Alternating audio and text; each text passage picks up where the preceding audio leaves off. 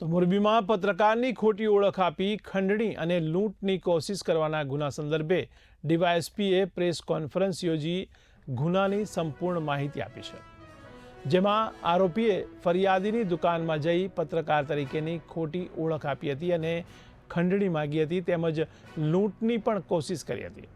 ત્યારે ફરિયાદીને ખોટા કેસમાં ફિટ કરી દેવાની ધમકી આપી હોવાની એ ડિવિઝન પોલીસ સ્ટેશનમાં ફરિયાદ નોંધવામાં આવી હતી।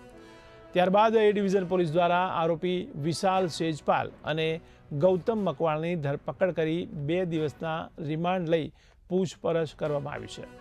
તો વિશાલ સેજપાલ વિરુદ્ધ અગાઉ પણ 2-3 ગુના નોંધાઈ ચૂક્યા છે। ત્યારે પત્રકાર તરીકેની ઓળખ આપી લોકો પાસેથી તે લૂંટ ચલાવતો હતો। પોલીસ સ્ટેશનમાં એક ગુનો દાખલ થયેલો, જેમાં ફરિયાદીની દુકાનમાં જઈ અને ત્યાં પોતે સરકારી ગવર્મેન્ટનું કામ હોય અને લેપટોપમાં તમે પોતે અહીંયા કામ કરો છો ને એવી બધી એની વિરુદ્ધમાં કરી અને અંદર ઘૂસી અને પોતે પત્રકારની ઓળખ આપી અને એમાંથી એને એના ગીચામાંથી પૈસા કાઢી લેવાની કોશિશ કરેલી। તે બાબતનો જુદી કલમનો ગુનો દાખલ થયેલો।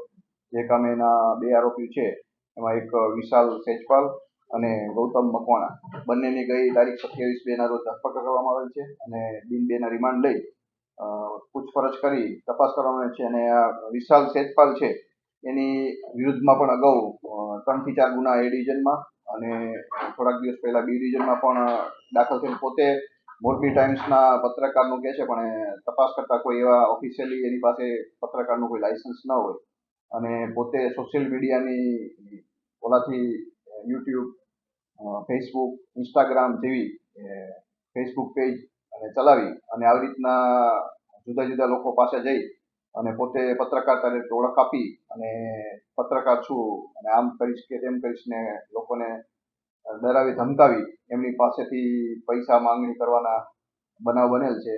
તો આ મીડિયાના માધ્યમથી આવા કોઈ લોકો જો ભોગ બનેલ હોય અને કોઈ પૈસાની માંગણી કરેલ બનાવ બન્યો હોય તો એ ડિવિઝન પોલીસ સ્ટેશનનો સંપર્ક કરી શકે છે।